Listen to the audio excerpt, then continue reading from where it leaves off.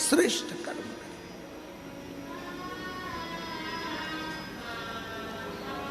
राजा नीलवर्मा शरीर शिथिल, आज धीरे धीरे चलकर राजा नीलवर्मा हर्ष पत्नी पद्मावती के पास पहुंच गए। पद्मावती के पास, पद्मावती तो बैठी थी भगवान शंकर की भक्ति में, मंत्र में डूबी हुई थी। वो अखंड मंत्र का जाप करने वाली पद्मावती शिव की अखंड जप माला में डूबी हुई थी। श्री शिवाय नमस्तुभ्यं, श्री शिवाय नमस्तुभ्यं, श्री शिवाय नमस्तुभ्यं, श्री शिवाय नमस्तुभ्यं। पद्मावती अखंड जाप में डूबी हुई थी। राजा नीलवर्मा पहुंच गया और राजा नीलवर्मा ने पद्मावती को देखकर हाथ जोड़कर आज नमन कर कर कहा, मैंने ये शंकर के शिवलिंग को तोड़वाया, मैंने शंकर के मंदिर को तोड़वाया, मैंने शंकर का जो भगवत भजन हो रहा था उसको बंद करवाया, मैंने ये शंकर का जो पार्थिव लिंग का निर्माण तुमने करा था, ये पार्थिव लिंग के निर्माण में मैंने अपना चरण लगाना चाहा। मेरी बुद्धि बेकार हो गई थी, मेरा चित्त बेकार हो गया था। तुम्हारी सुंदरता को देखकर मैं तुम पर इतना आसक्त हो गया था कि मैं कुछ भी नहीं जान पा रहा था और मैंने शिव का अपमान कर दिया, शंकर का अपमान।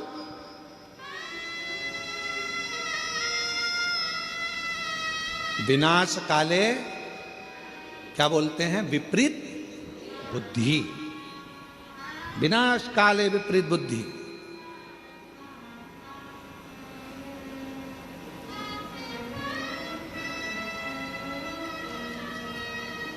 एक कथा सुनाई थी, आप लोगों के स्मरण में है?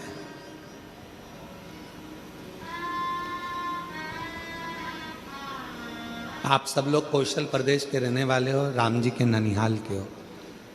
माता कौशल्या की एक कथा सुनाई थी पहले टीवी पर, आप लोगों में से कई लोगों ने सुनी होगी। लंका ने जो हरण, रावण ने जो हरण करा था वो कथा। मां कौशल्या, माता कौशल्या शिव जी की परम आराधना करती थी, भगवान शंकर की परम भक्त थी। और लंका के राजा रावण ने एक बार सारे ग्रहों को एकत्रित कर कर पूछ लिया था, बताओ ग्रह मेरी मृत्यु कैसे होगी। किसी ग्रह ने जो बताता था, राजा उस लंका का राजा रावण उस ग्रह को बंदी बना लेता था। फिर भी रहा नहीं गया, पूछा तो एक ग्रह ने कह दिया कि तुम्हारी मृत्यु का कारण कौशल राज की लड़की कौशल्या, कौशल्या माता के गर्भ से एक बेटा जन्म लेगा, भगवान श्री राम, वो तुम्हारी मृत्यु का कारण बनेंगे।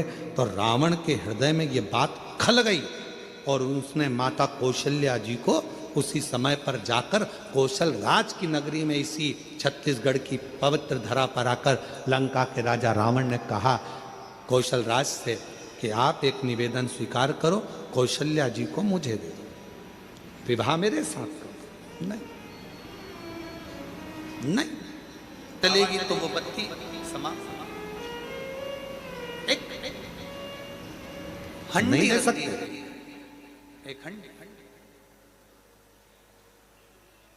बस यही मानकर चलें कि जब हम भगवान की भक्ति में लग जाते हैं, भगवान के भजन में लग जाते हैं, भगवत कीर्तन में लग जाते हैं, भगवत स्मरण में लग जाते हैं, भगवत मंत्र जाप में हम जब लग जाते हैं, भगवत स्मरण में जब हम लग जाते हैं, तो हम जब डोलते हैं, हमारा विश्वास जब काम, लोभ, आसक्ति, वासना, तृष्णा, इनमें जब वो भटकता है, तो उस भटकने के समय पर, उस समय पर शिव महापुराण का कोई शब्द हमारे जीवन में आकर खड़ा हो जाता है। जैसे कई बार आपके सामने आपको जब थोड़ा सा भी ऐसा लगता है कि मैं बहुत भटक रही हूं, मेरा मन दुख रहा है, तब आप एक लाइन भजन की कभी कभी गुनगुनाते रहते हो कि भोलेनाथ दया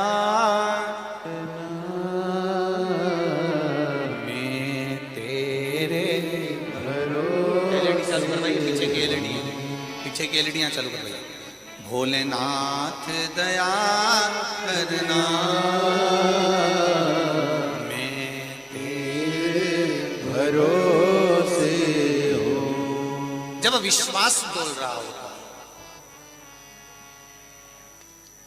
जब भरोसा डोल रहा होता है, उस समय पर शिव महापुराण रूपी एक हंडी शिव महापुरी, तो ये निश्चित है, बिल्कुल पक्का है कि फिर हम काम में, हम लोभ में, हम आसक्ति में, हम वासना में, हम तृष्णा में इस बाती के जैसे भटकेंगे नहीं। फिर निश्चित है कि हमारा भटकना बंद हो जाएगा और एक जैसी बाती जलती रहेगी और वो प्रभु के चरणारविंद की जलती रहेगी, फिर हम भटकेंगे नहीं।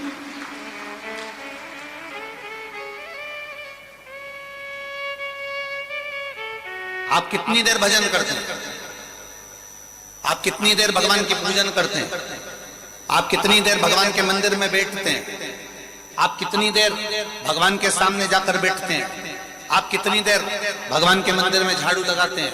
आप कितनी देर भगवान के मंदिर में पोछा लगाते हैं? आप कितनी देर सत्संग में जाकर बैठते हैं? आप कितनी देर भगवत चर्चा में जाकर बैठते हैं? आप कितनी देर भगवत कीर्तन में जाकर बैठते हैं? ये आप विचार करिएगा कि 3 घंटे कथा में जाकर बैठने पर आपका मन, आपका चित्त, आपकी वृत्ति, आपका हृदय कितनी देर भगवान की भक्ति में लगा, मूल वो है। मूल ये नहीं कि हम 4 घंटे से कथा में जाकर बैठे थे, हम 6 घंटे से कथा में जाकर बैठे थे, हम 7 घंटे से कथा में जाकर बैठे थे। मूल वो नहीं है। मूल ये है कि हम कथा में जाकर बैठे तो सही, 3 घंटे बैठे, 4 घंटे बैठे, 6 घंटे बैठे, 8 घंटे बैठे, पर उस कथा में जाकर बैठने के बाद हमारा चित्त, हमारी वृत्ति, हमारा मन परमात्मा से कितनी देर जुड़ पाया, वो देखा जाता है। एक क्षण, एक पल, एक घड़ी आप परमात्मा से लगन लगा पाए कि ना लगा पाए। तैयार घर से होकर चले जाओ फोटो खिंचवाने के लिए, तैयार तुम चाहे फोटो वाले की दुकान पर बोलो दीजिए, घर से होके गई हो तैयार, सब लगाया पाउडर माउडर, सब की फोटो खिंचवाने जा रहे था। तो कैमरे वाले के यहाँ जैसी पहुंचे, दुकान वाले के यहाँ जैसी पहुंचे, फोटो वाले के यहाँ जैसी पहुंचे, तो उसके यहाँ भी कांच लगा था, उसके यहाँ भी पाउडर माउडर सब रखा था। वहां भी तुमने तो पाउडर का डब्बा में से थोड़ा सा पाउडर निकाल के वो भी पोत लिया। अच्छे पोते तुम, थोड़ा बाल माल भी देखा, सब कुछ श्रृंगार विंगार सब देखा। अब तुम घर से तैयार होकर गए, कैमरे वाले की दुकान पर तैयार हुए, उसके बाद भी कैमरे वाला तुमसे कह रहा है, ए अम्मा स्माइल प्लीज।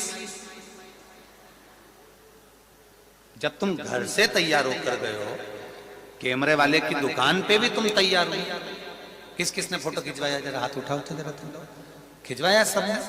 तो फोटो वाले की दुकान पर भी जाकर तैयार हुए, घर से भी तैयार होकर गए, उसके बाद भी फोटो वाला बोल रहा है, ए अम्मा स्माइल प्लीज।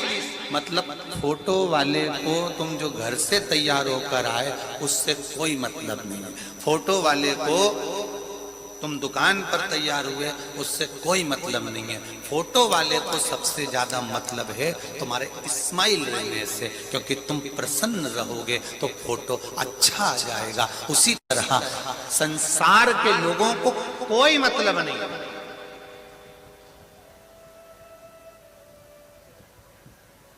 संसार के लोगों को कोई मतलब नहीं तुमसे, परिवार के लोगों को कोई मतलब नहीं तुमसे। केवल मतलब है तो केवल इतना है कि तुम्हारे चेहरे पर हंसी क्यों है, किस लिए मुस्कुरा रहे हो, क्यों इतनी हंसी आ रही है, क्या हो गया ऐसा, क्या हो गया ऐसा? मेरे मुस्कुराने का कारण केवल इतना है कि मैंने कथा सुनी, उस कथा में मैं 4 घंटे 3 घंटे 2 घंटे जाकर बैठी, पर वो 3 घंटा 2 घंटा 4 घंटे में मेरा चित्त 4 घंटे नहीं लगा, एक क्षण के लिए लगा। जैसे घर से तैयार होकर गए, दुकान पर जाकर तैयार हुए, उसके बाद भी फोटो खींचा, सारी व्यवस्था जमाई, पर फोटो खींचने में देरी कितनी लगी, बस वो खटका जो था कैमरे का वो दबा और फोटो खिंच गया, बस उतनी देरी लगी है, इससे ज्यादा देरी नहीं लगी। केवल खटका दबा और फोटो खींचा। अर्थात बस यही मनुष्य की देह है। अंतिम समय में एक फोटो मेरा देव अधिदेव महादेव खींचेगा, मुख से नमः शिवाय निकल गया, ओम नमः शिवाय निकल गया, श्री शिवाय नमस्तुभ्यम निकल गया, समझ लो कि बस मुख से निकला तो वो फोटो अच्छा हो गया। शिव महापुराण में एक बात बहुत अच्छी लिखी है, आप भी ध्यान दीजिए, थोड़ा ध्यान देना इस बात कि श्री शिवाय नमस्तुभ्यम कहने वाली जिह्वा, श्री शिवाय नमस्तुभ्यम कहने वाला, श्री शिवाय नमस्तुभ्यम कहने वाले व्यक्ति का मात्र चेहरे का भी अगर कोई दर्शन कर लेता है तो जीवन के किए हुए सारे पाप समाप्त होकर वो अश्वमेध यज्ञ का फल प्राप्त करता है। ये सियोर वाला महाराज नहीं कह रहा है, ये शिव महापुराण की कथा।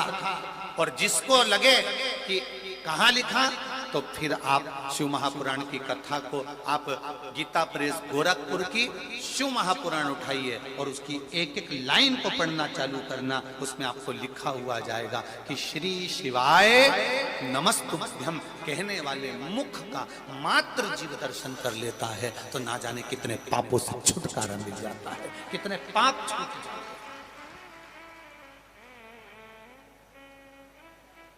कितने पाप पत्र आए देखिए, ज्यादा तो नहीं पढ़े हैं, जितने पढ़े हैं वो देखो।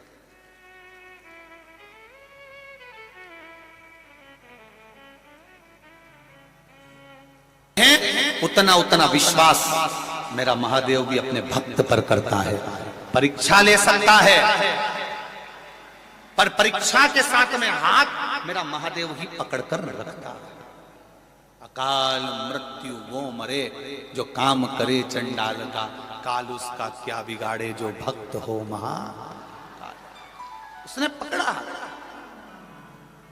और जब वो हाथ पकड़ता है तो दुनिया सहजता में स्मरण करती है, पकड़ा उसने।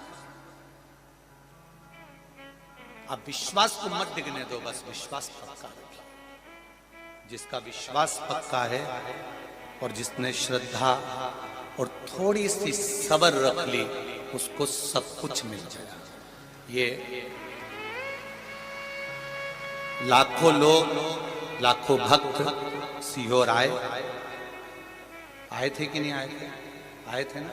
लाखों भक्त आए जिन्होंने सब्र रखी, जो केवल शंकर की कथा के लिए आया और ये विश्वास मानकर आया कि मेरा बाबा मुझे खाली नहीं पहुंचाएगा। सब्र जिसने रखी,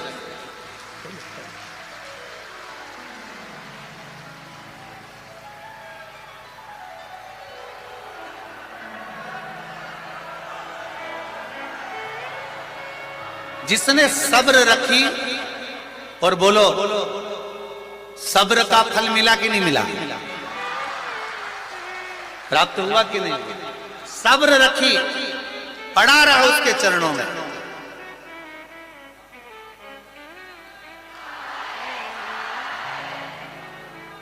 और वो सब्र का फल उसने दिया, वो देने वाला। आप विश्वास लेकर पड़े रहे उसके दरवाजे पर आकर, पड़े पड़े। मैंने तेरे ही भरोसे बाबा, तेरे ही भरोसे हवा विच उड़ती जावांगी, बाबा डोर हटो छड़ी नाम कढ़ी जावांगी। सब्र का फल मिलता है, थोड़ी सी सब्र रखो वो मिलेगा।